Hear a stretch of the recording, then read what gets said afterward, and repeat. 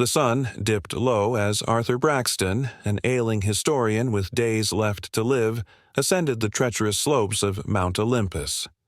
Drawn by whispers of a hidden relic, said to be the very artifact that sealed the god's fate, his heart raced with a mix of dread and exhilaration.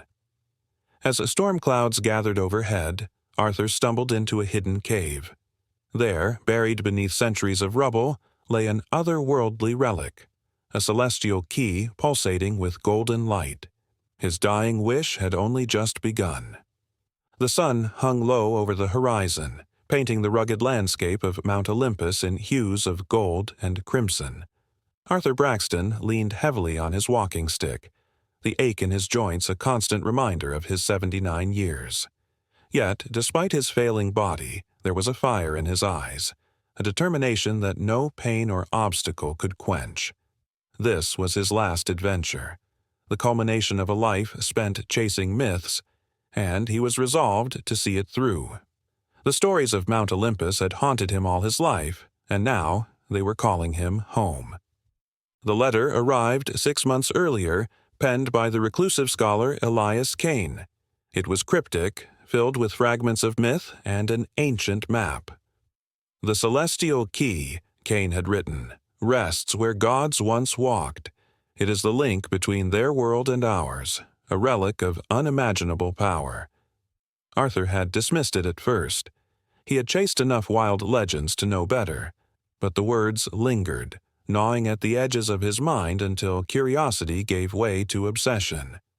If this was his last chance to leave a mark, he would take it. Arthur's journey began in the small village at the base of the mountain. Locals spoke of Mount Olympus with a mix of reverence and fear. "The mountain chooses," an elderly man had warned him. "It reveals its secrets only to those it deems worthy." Arthur had nodded politely, dismissing the superstition. He had studied the myths of Greece for decades and knew that such tales were born of imagination and fear. The first leg of the ascent was grueling but manageable. He hired a guide, Theo, to accompany him through the initial trails. Theo was quiet but capable, his steps sure and his demeanor calm. Yet as they climbed higher, even Theo began to show signs of unease. The air grew thinner and the once clear sky darkened, a thick blanket of clouds rolling in with unnatural speed. By the time they reached the halfway point, Theo stopped abruptly. "This is as far as I go," he said, his voice tinged with superstition. "The mountain. It has rules." Arthur thanked him, then pressed on alone. The trail narrowed, winding through jagged rocks and steep inclines. The air felt heavy, each breath a struggle, yet as difficult as the climb was, it was the whispers that unnerved him the most. At first he thought it was the wind, a faint, almost melodic sound carried through the air, but as he climbed higher, the whispers grew louder, more distinct. They weren't words, not exactly, but they carried a rhythm that felt deliberate. By the time he reached the upper reaches of the mountain, the sky was an ominous shade of gray-green. Lightning flickered in the distance, illuminating the jagged peaks. Arthur paused to catch his breath, his hands trembling as he leaned against a boulder. He scanned the horizon, his eyes drawn to a faint glow emanating from a crevice in the rock face. It was subtle, almost imperceptible, but it stood out against the darkening landscape. With renewed determination, Arthur made his way toward the light. The whispers grew louder, their rhythm syncing with the pounding of his heart. The crevice led to a narrow opening, just wide enough for him to squeeze through. He hesitated, the weight of the moment pressing down on him. Then, steeling himself, he stepped inside. The air inside the passage was cool and damp, the walls slick with moisture. Arthur fumbled for his flashlight, the beam revealing carvings etched into the stone. They were crude but unmistakable, depictions of gods and monsters, of battles fought and worlds created. Arthur's breath caught. These weren't just carvings, they were history, preserved in stone for millennia. The passage opened into a cavern, and Arthur froze. At its center stood a pedestal, bathed in an ethereal glow. Resting atop it was an object that seemed almost alive. It was a key, forged from a metal that pulsed with golden light, its surface etched with patterns that shifted as if responding to his presence. The whispers were deafening now, filling the cavern with their haunting melody. Arthur approached slowly, his heart pounding. He reached out a trembling hand and touched the key. The moment his fingers made contact, the world around him dissolved. In its place was a burst of blinding light, and when it subsided, Arthur found himself somewhere else entirely. He stood on the edge of a vast expanse, a realm unlike anything he had ever imagined. Floating islands drifted above a sea of clouds, their surfaces covered in lush greenery and cascading waterfalls. In the distance, he saw temples and palaces, their architecture both alien and familiar. The air was thick with energy, a tangible force that seemed to hum with life. Arthur sank to his knees, overwhelmed by the sheer magnitude of what he was witnessing. This was no longer Mount Olympus. It was something far greater, a place where gods once walked, and where the answers to his lifelong questions awaited. The journey had only just begun. Arthur glanced behind him, but the passage he had come through was gone, replaced by the endless expanse of clouds and light. There was no turning back now. In the distance, a voice, soft and melodious, called his name. It was neither threatening nor comforting. It was simply there, urging him forward. As he steadied himself and rose to his feet, Arthur realized that this was not merely a discovery. This was a test, and the gods were watching. The light that enveloped Arthur faded slowly, replaced by a mesmerizing twilight that bathed the otherworldly realm in hues of gold and violet. He stood on the precipice of a floating island, clouds swirling below him in a sea of endless motion. The weight of the key in his hand felt heavier now, as if it pulsed with the lifeblood of the very place he had stepped into. Each beat of its golden glow sent ripples of energy through his body, simultaneously grounding and disorienting him. Arthur took his first tentative step forward. The ground beneath him was not rock but something softer, almost organic, as if the island itself were alive. In the distance he could make out structures, temples adorned with columns of light, bridges formed from golden tendrils that connected the islands. The voice that had called his name moments ago was gone, replaced by a deep, rhythmic hum that seemed to resonate from the very air around him. It was not music nor noise, but something in between, a language of vibrations. Arthur was no stranger to deciphering ancient scripts and symbols, but this was something entirely different. "Where am I?" he muttered, his voice barely audible against the hum. He had expected Mount Olympus to hold secrets, but nothing like this. A shiver ran down his spine as he realized he might not be on Earth anymore. He tightened his grip on the key and moved forward, drawn toward a shimmering bridge that arched over the abyss. As he approached, the key in his hand grew warmer, its patterns shifting and rearranging themselves as though reacting to the energy of the bridge. Hesitating for only a moment, Arthur placed one foot on the bridge. The golden tendrils under his feet flexed but held firm. He took another step, then another, his heartbeat steadying as he crossed. On the other side, the landscape opened into what could only be described as a garden of cosmic wonders. Trees with crystalline leaves towered above him, their branches dripping with liquid light that pooled into shimmering ponds. Flowers, each as large as his hand, bloomed in vibrant colors, their petals pulsating like heartbeats. Arthur knelt beside one of the ponds, scooping a handful of the liquid light. It was cool to the touch, and as it ran through his fingers he felt a momentary clarity, as though a fog he hadn't realized was there had lifted from his mind. It was then that the whispers returned, not faint and melodic as before, but sharp and fragmented, coming from every direction at once. "Seeker," they hissed, "bearer of the key, do you know what you carry?" Arthur spun around, searching for the source of the voices, but he saw nothing. "Who's there?" he called out, his voice trembling. Yeah. The air in front of him shimmered, and a figure began to materialize. It was a woman, or at least it appeared to be. Her form was translucent, her features sharp and angular, her eyes glowing with an unnatural light. She wore a flowing robe that seemed to be made of starlight itself. "I am Selene," she said, her voice echoing as though 100 others spoke with her. "Guardian of the Threshold." Arthur swallowed hard, his mouth dry. "Where am I? What is this place?" Selene's glowing eyes seemed to pierce through him. "You stand in the realm of the forgotten gods, the echoes of Olympus. This is the place where the gods retreated when mortals ceased to believe in them. You are the first to enter in centuries." Arthur's grip on the key tightened. "And this?" he asked, holding it up. Selene's gaze fell on the key, and for the first time her expression shifted. Fear and reverence flickered across her face. "The celestial key," she whispered. "It is not merely a relic. It is a burden, a responsibility.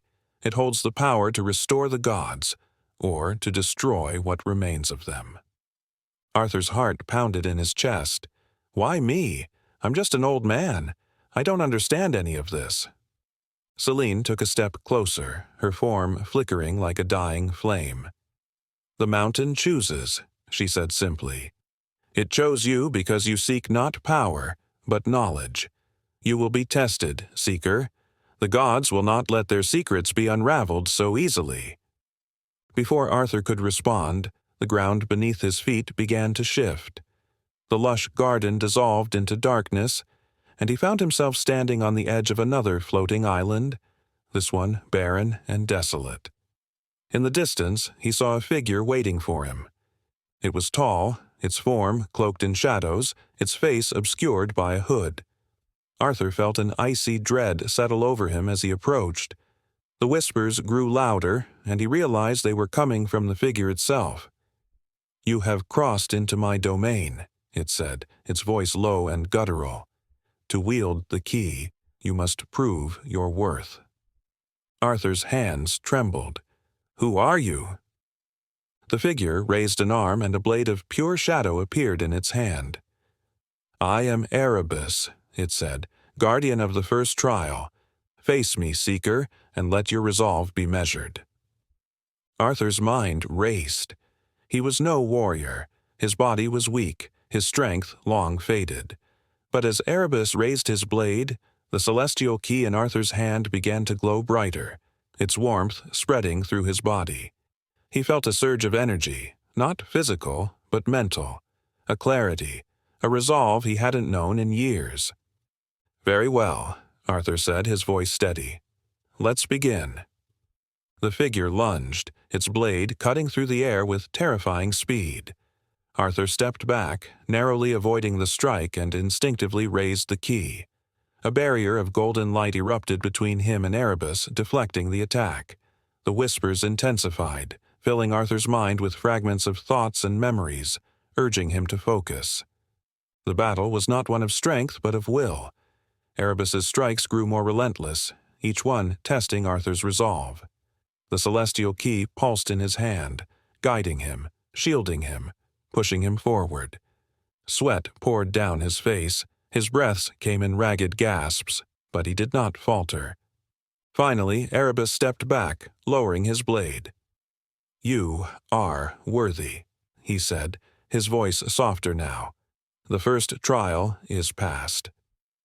Arthur collapsed to his knees, exhaustion overtaking him. Erebus extended a hand, and in his palm appeared a fragment of light. "Take this," he said. "It is the first piece of what you seek. The path ahead will not be easy, but you have taken the first step." As Arthur reached for the fragment, the realm around him shifted once more. The barren island dissolved, and he found himself back in the lush garden. Selene stood before him, her expression unreadable. "You have begun your journey," she said, "but the hardest trials lie ahead. Prepare yourself, seeker, for the gods do not forgive easily." Arthur nodded, clutching the fragment of light in one hand and the celestial key in the other. The whispers had quieted, but their weight lingered in his mind. The journey was far from over. The realm shifted once more, the vibrant garden of crystalline trees and shimmering light dissolving into a vast expanse of ruins. Arthur Braxton blinked, the transition leaving him disoriented. The air here was heavier, thick with an almost oppressive silence. The ruins stretched as far as his eyes could see, broken columns and fractured statues littering the landscape. It was a graveyard of grandeur, the remnants of what must have been a magnificent civilization. Yet, even in its decay, the place hummed with an energy that seemed to seep into Arthur's very bones. Arthur clutched the celestial key tightly, the golden artifact still warm in his hand. The fragment of light given to him by Erebus rested in his pocket, its faint glow a constant reminder of the trial he had just endured. He had passed the first trial, but Celine's words echoed in his mind. The hardest trials lie ahead. He took a cautious step forward, his boots crunching against the debris-strewn ground.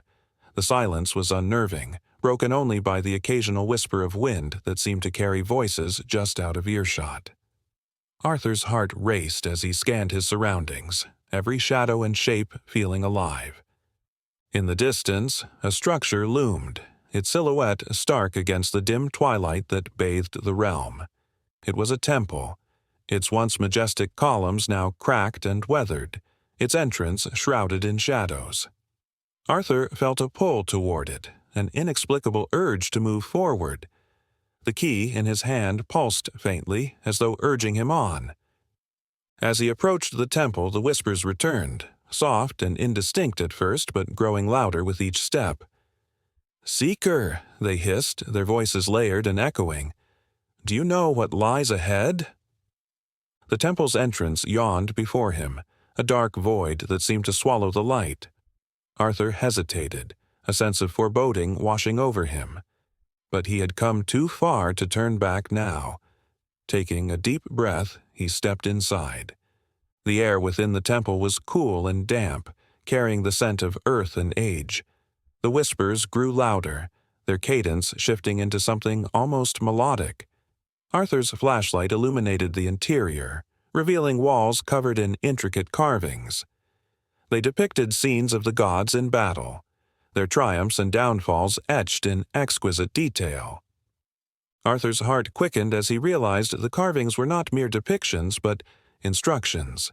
They seemed to detail a ritual, a process for unlocking the next trial. At the center of the chamber stood an altar, its surface etched with the same shifting patterns as the key. He approached cautiously, the whispers now almost deafening. Placing the key on the altar, he stepped back, watching as its golden glow spread across the surface, illuminating the carvings. The ground trembled, and a beam of light shot upward, piercing the darkness above.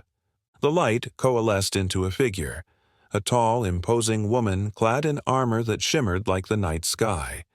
Her eyes burned with an intensity that made Arthur's knees weak. "I am Nyx," she said, her voice a blend of power and serenity. "Guardian of the second trial." Arthur swallowed hard, his mouth dry. "What is the trial?" he asked, his voice barely audible. Nyx regarded him with an expression that was both stern and curious. "This is a trial of the heart," she said. "To wield the key is to bear the weight of your past and still move forward. Face what binds you, Seeker, or be consumed by it." Arthur's surroundings shifted, and he found himself standing in a small, familiar room. It was his study, the place where he had spent countless hours poring over books and artifacts. But it was not the room itself that caught his attention. It was the figure seated at the desk. It was his wife, Margaret. She looked exactly as he remembered her, her auburn hair catching the light, her eyes filled with warmth. Arthur's breath caught in his throat. Margaret had passed away over a decade ago, yet here she was, as real as the day he had lost her. "Arthur," she said, her voice soft and filled with love. "It's been so long." He took a step toward her, tears welling in his eyes. "Margaret," he whispered, "is it really you?" Margaret rose from the chair, her movements graceful and deliberate. "I've missed you," she said, closing the distance between them. "But you don't have to miss me anymore. Stay here, with me. We can have the life we always dreamed of." Arthur's heart ached. This was everything he had wanted, everything he had longed for. But then he remembered Celine's words. The gods will not let their secrets be unraveled so easily. He took a step back, his gaze hardening. "You're not real," he said, his voice trembling. "This isn't real." Margaret's expression shifted, sadness giving way to something darker. "Why would you say that?" she asked, her voice laced with something venomous. "Don't you love me?" Arthur's grip on the key tightened. "I love you," he said, his voice breaking. "But this isn't you. You're gone." The room dissolved around him, and Margaret's form faded into the darkness. Nyx's form reappeared, her expression unreadable. "You have passed the trial," she said. "You have shown the strength to let go of the past and embrace the present. The key recognizes your resolve." Arthur felt a surge of energy as the key glowed brighter, its patterns shifting once more. Nyx extended her hand, and in her palm appeared another fragment of light. "Take this," she said. "You are one step closer, Seeker, but know that the trials ahead will test you in ways you cannot yet imagine."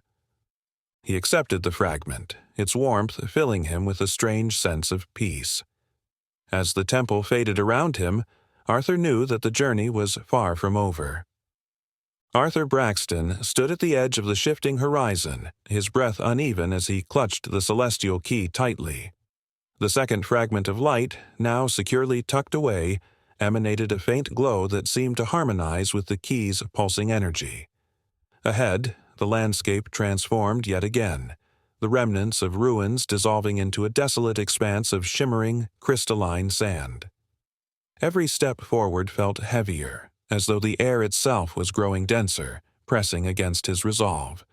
The whispers that had guided him thus far now converged into a single voice, deep and resonant, rumbling like distant thunder. "Seeker," it intoned, "you approach the trial of the mind.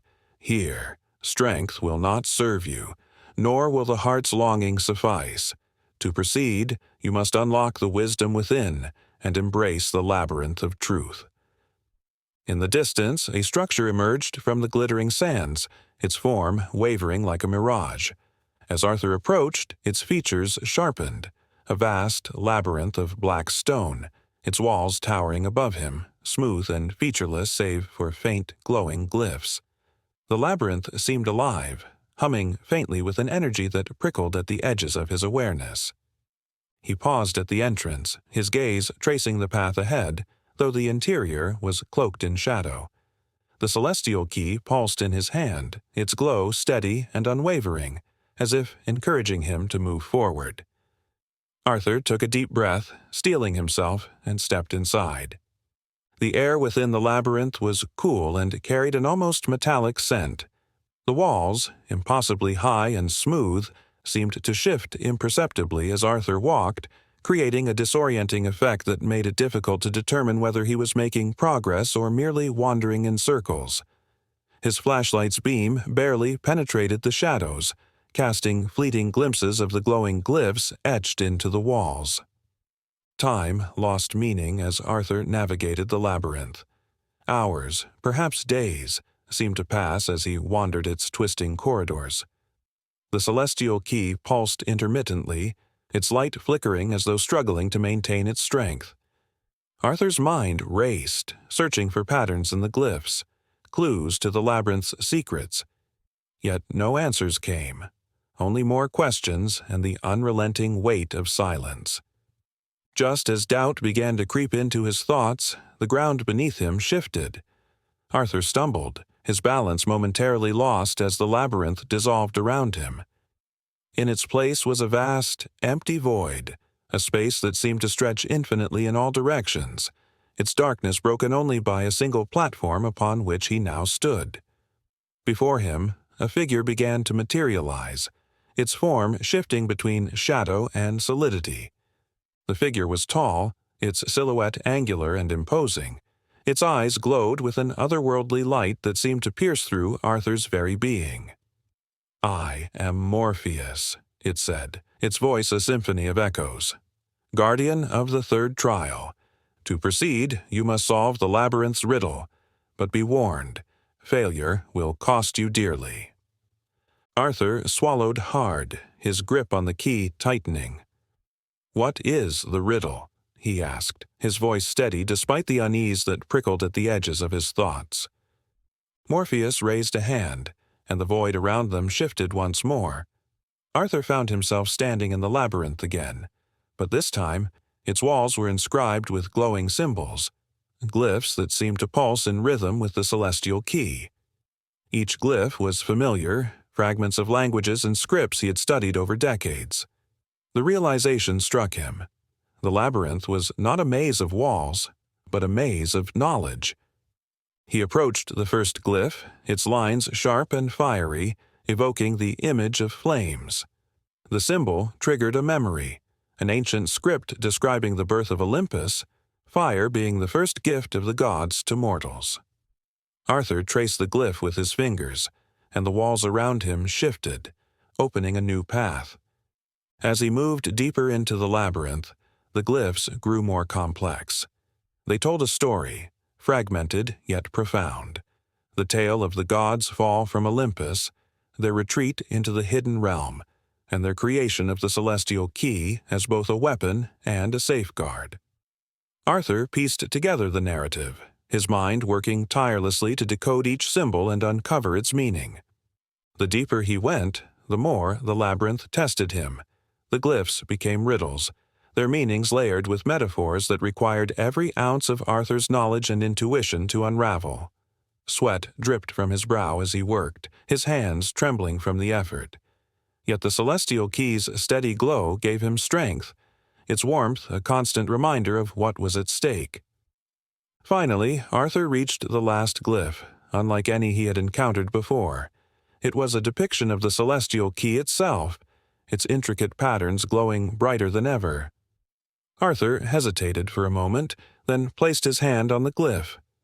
The labyrinth dissolved, and he was once again standing before Morpheus. "You have solved the labyrinth's riddle," Morpheus said, his voice filled with an almost imperceptible hint of respect.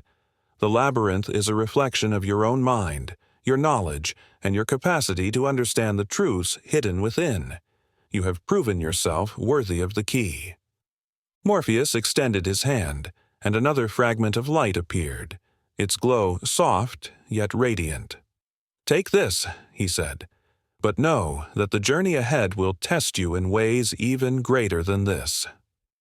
Arthur accepted the fragment, its warmth spreading through him like a wave of reassurance. The celestial key glowed brighter, its pattern shifting once more to incorporate the new fragment. As Morpheus faded into the void, Arthur found himself back on the edge of the labyrinth, the barren desert stretching before him once again. He looked at the key, now more intricate and alive than ever, and felt a surge of determination. The trials were growing more perilous, but with each fragment he felt closer to uncovering the truth. The whispers returned, softer now, guiding him toward the next step of his journey. Arthur squared his shoulders, took a deep breath, and began walking toward the horizon. The fourth trial awaited. The desert stretched endlessly before Arthur Braxton as he followed the whispers guiding him to the fourth trial. The celestial key glowed in his hand, its shifting patterns a constant reminder of the journey so far. The third fragment of light rested in his pocket, its faint energy resonating with the key. The trials had pushed him to his limits, yet Arthur pressed forward, the whispers urging him on. As he walked, the arid air shifted. The heat dissipated, replaced by a cool mist that rolled across the ground, softening it to lush grass. The desert gave way to a dense forest, its towering trees cloaked in fog. The whispers grew melodic, harmonizing with the eerie stillness of the forest. "Seeker," the voices intoned, "you have reached the fourth trial. Prepare yourself." Arthur gripped the key tighter and moved into the forest. The darkness thickened, the trees forming a canopy that blocked out the faint twilight above. The path twisted unpredictably, pulling him deeper. The key's light flickered, struggling to illuminate the way. In a clearing, Arthur found an altar carved from black stone. Symbols etched into its surface glowed faintly. Beside it stood a hooded figure, cloaked in shadows, its presence commanding yet menacing. "I am Thanatos," the figure said, its voice a resonant growl that seemed to shake the ground. "Guardian of the fourth trial, you stand at the precipice of life and death. This is a trial of sacrifice." Arthur's breath caught. "What do you mean by sacrifice?" he asked, his voice trembling.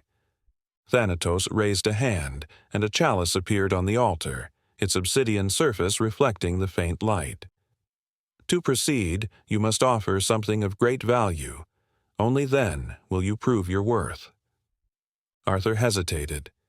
Memories of his discoveries, treasures, and the legacy he had built flashed in his mind, but none of these seemed enough.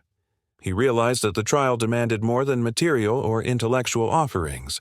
It required a piece of himself. The forest seemed to hold its breath as Arthur reached into his pocket and withdrew the fragment of light earned in the third trial.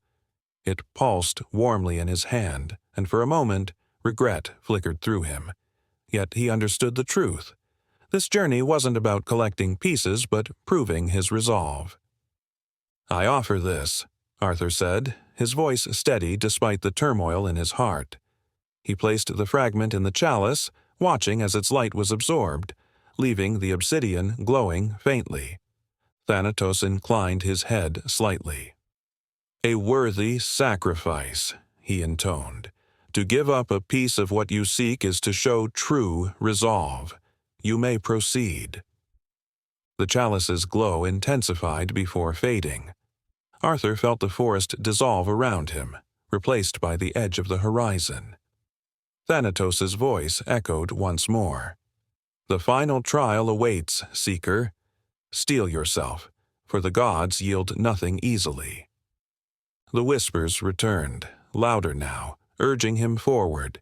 Ahead, the faint outline of a towering mountain emerged from the mist. Though exhaustion weighed on him, Arthur felt a renewed sense of purpose.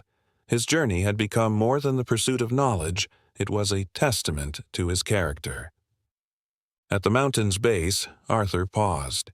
Its jagged peaks pierced the sky, and a narrow, treacherous path wound upward. The key pulsed faintly, its glow steady despite the trials it had endured. Steeling himself, Arthur began the climb. The ascent was grueling. The air thinned, and the cold bit at his skin. The path was littered with loose stones, and the silence was oppressive, amplifying the sound of his labored breathing. Yet the key's glow guided him, its warmth a steady reassurance. As he climbed, strange markings appeared on the rocks, symbols that echoed the glyphs he had deciphered in the labyrinth. They told a fragmented story. The gods rise and fall, their retreat into shadows, and the creation of the celestial key as both weapon and safeguard. The path grew narrower as Arthur climbed higher. The mountain seemed alive, its towering rocks shifting slightly beneath his feet. The whispers around him turned into faint chants, almost as if the gods themselves were observing him. Yet the weight of the climb tested his every breath, and doubt crept into his mind. Was he truly worthy to face what lay ahead? Finally, Arthur reached a plateau near the summit. At its center stood an ancient altar, its surface cracked and weathered. The key pulsed with a sudden intensity, illuminating the altar and its intricate carvings. Arthur approached, placing the key on the altar with deliberate care. The ground trembled, and the sky darkened. Lightning split the horizon, and a towering figure emerged from the shadows. Its form shifted between mortal and divine, its presence overwhelming. "Seeker," it said, its voice a thunderous echo. "You have come far, but the final trial awaits. Prepare yourself." Arthur tightened his grip on the key. The whispers swirled around him, urgent and encouraging. Taking a deep breath, he stepped forward, ready to face the ultimate challenge. Arthur Braxton stood before the towering figure, his breath catching as its form shifted between mortal and divine. The air was charged with energy, the celestial key glowing brighter in his grasp. The whispers had faded into silence, leaving only the deep resonance of the figure's voice. "You have come far, Seeker," the figure intoned, its voice reverberating across the plateau. "But the journey is not yet complete. The final trial lies before you. It is a trial of choice." Arthur swallowed hard, his mind racing. A trial of choice? He had faced trials of strength, resolve, and sacrifice, but the weight of this moment felt different, heavier. The celestial key pulsed in his hand, its intricate pattern shifting as though anticipating the challenge ahead. The figure raised its arm, and the air around Arthur shimmered. Two paths appeared before him, each leading to a glowing portal suspended in the void. One portal radiated golden light, warm and inviting, while the other pulsed with a cold, silvery hue that sent shivers down his spine. "You stand at a crossroads," the figure said. "Each path leads to a different destiny. One will restore the gods to their former glory, their power unchallenged. The other will sever their connection to this realm forever, leaving mortals to forge their own fate." Arthur's heart pounded as he stared at the portals. The magnitude of the decision was overwhelming. Restoring the gods would bring back their guidance, their protection, but it could also mean the return of their wrath and dominion. Severing their connection would free humanity, but at the cost of losing the wisdom and balance the gods once provided. The figure stepped aside, its presence looming as it gestured toward the portals. "The choice is yours, Seeker, but choose wisely, for the consequences will echo through eternity." Arthur took a step forward, his mind awash with memories. He thought of the trials he had endured, the sacrifices he had made. He thought of the stories he had studied all his life, tales of gods and mortals, of power and responsibility. The celestial key pulsed in his hand, its light intensifying as though urging him to act. But what was the right choice? Arthur closed his eyes, seeking clarity. The whispers had guided him this far, but now he was alone, left to navigate the weight of his own convictions. He thought of humanity, its resilience and capacity for growth. Could they thrive without the gods, or would they falter? And what of the gods themselves? Did they deserve a second chance, or had their time passed? As he opened his eyes, Arthur realized that the decision was not about right or wrong. It was about faith. Faith in humanity, faith in the gods, and faith in the journey he had undertaken. He looked at the portals, their lights flickering in anticipation. The figure spoke again, its tone softer, almost compassionate. "Understand, Seeker, that no choice is without consequence. The fate of the gods and mortals rests in your hands. But remember this, the strength to choose lies not in certainty, but in courage." Arthur felt the weight of those words settle on his shoulders. He had spent his life seeking answers, chasing truths hidden in the shadows of myth. Yet now, standing at the threshold of destiny, he understood that the greatest truth was not something to be found, but something to be chosen. "I am ready," Arthur said, his voice steady. He stepped toward the golden portal, his hand tightening around the celestial key. The figure watched in silence as Arthur placed the key into the portal's light. A surge of energy coursed through him, and the world dissolved in a burst of golden brilliance. When the light subsided, Arthur found himself standing on a mountaintop, the sun rising over a vast and beautiful landscape. The celestial key was gone, its purpose fulfilled, the weight of the trials lifted from his shoulders replaced by a profound sense of peace. But the journey was not over. As Arthur gazed at the horizon, he felt the whispers return, softer now, a chorus of gratitude and farewell. They spoke of a new dawn, a world reborn through his choice. The gods had accepted his decision, their fate entwined with humanity's. The journey had ended, but its echoes would shape the future of both realms. Arthur knelt, placing his hand on the ground. He felt the pulse of life beneath his fingertips, the energy of a world ready to grow. The trials had tested his strength, his heart, and his mind. But in the end, they had tested his spirit, the part of him that believed in something greater than himself. As Arthur descended the mountain, he carried with him the lessons of the trials, the strength to endure, the courage to sacrifice, and the wisdom to choose. The world awaited, and he was ready to embrace it. The whispers faded completely as Arthur reached the base of the mountain. The celestial key, the fragments of light, and the trials themselves became memories, their weight lifting as the journey came to its conclusion. Yet their impact remained, etched into his very being. Arthur turned toward the horizon, where the first light of dawn illuminated the path ahead. He was not the same man who had begun this journey, but he was certain of one thing. He was ready to face whatever came next.